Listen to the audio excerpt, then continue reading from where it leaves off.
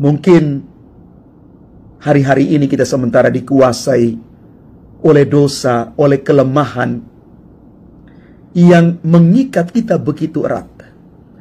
Kita sulit keluar dari lingkaran setan ini. Maka kita butuh daya pemulihan, pengampunan dari Yesus.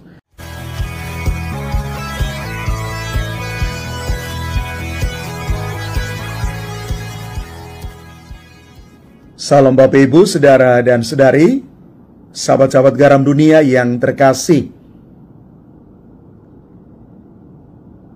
Injil Markus bab 5 ayat 1 sampai dengan 20 adalah bahan permenungan kita hari ini. Mari kita melihat sejenak latar belakang nas kitab suci Injil Markus bab 5 ayat 1 sampai dengan 20 yang merupakan bagian dari kisah Yesus yang sedang dalam perjalanan ke wilayah Gerasa. Gerasa itu terletak di seberang Danau Galilea. Kisah ini menceritakan tentang Yesus yang menyembuhkan seorang yang kerasukan setan.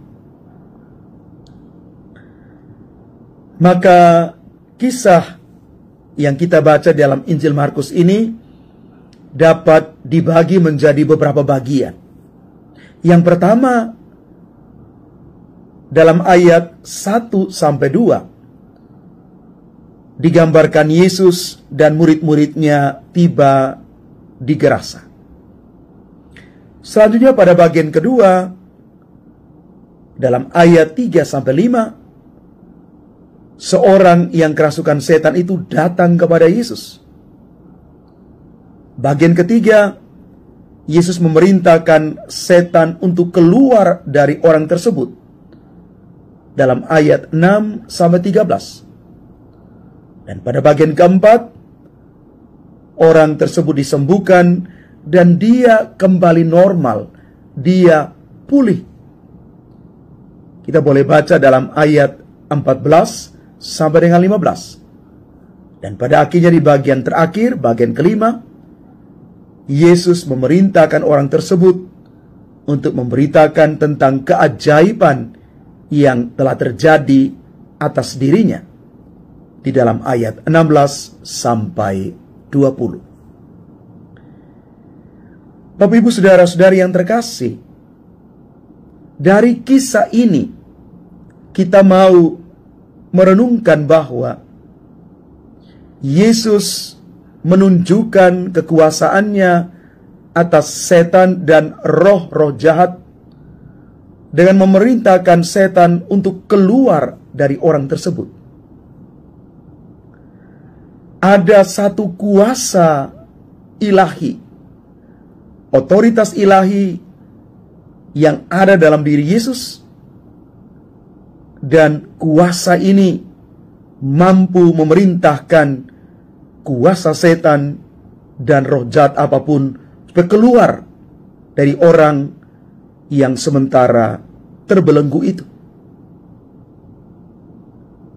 Otoritas ilahi yang ada hanya di dalam diri Yesus sendiri. Yesus tidak hanya menyembuhkan orang tersebut, tetapi juga memberikan pengampunan dan pemulihan bagi dia. Dia bukan sembuh secara fisik, tetapi juga sembuh secara psikis dan rohani. Dia mendapat pengampunan, pemulihan, dan kesembuhan yang paripurna. Dan pada akhirnya orang yang disembuhkan oleh Yesus itu diperintahkan untuk memberitakan tentang tanda ajaib, mujizat yang boleh dia alami. Ini menunjukkan bahwa orang yang disembuhkan memiliki peran di dalam memberitakan tentang kekuasaan dan kasih Yesus. Bapak, Ibu, saudara-saudari yang terkasih, apa makna kisah ini untuk kita? Yang pertama, mari kita berusaha untuk mengakui kekuasaan Yesus atas setan dan roh-roh jahat. Kita sungguh yakin dan percaya bahwa Yesus punya kuasa. Maka datanglah kepada Yesus. Yang kedua, kita harus menerima pengampunan dan pemulihan yang ditawarkan oleh Yesus. Kita diampuni, kita dipulihkan, dan pada akhirnya disembuhkan karena kita dikasih oleh Tuhan.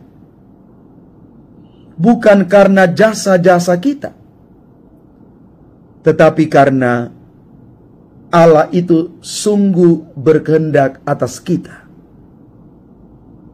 Kita diampuni, kita dipulihkan, disembuhkan karena belas kasih Allah. Dan setelah kita mendapat pengampunan dan pemulihan, maka kita siap untuk memberitakan kasih dan kekuasaan Yesus itu kepada orang-orang lain. Bahwa di dalam Yesus kita akan mendapatkan pengampunan dan pemulihan itu. Bahwa kasih Yesus sungguh-sungguh memberikan kita kepastian, memberikan kita pengharapan, dan kasih itu sungguh menyempurnakan kita sebagai anak-anak Tuhan. Dan atas kuasa Yesus, kita bisa melakukan apapun, karena kita melakukan semuanya atas kuasa Yesus sendiri, bukan atas kuasa kita.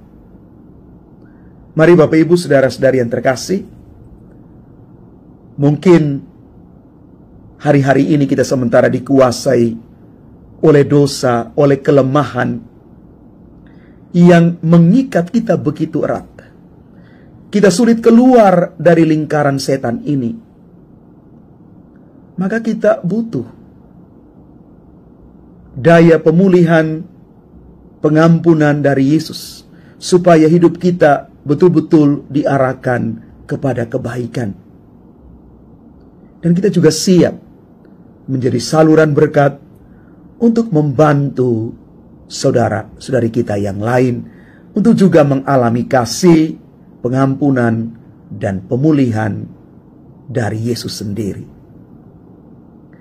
Tuhan memberkati kita sekalian. Amin.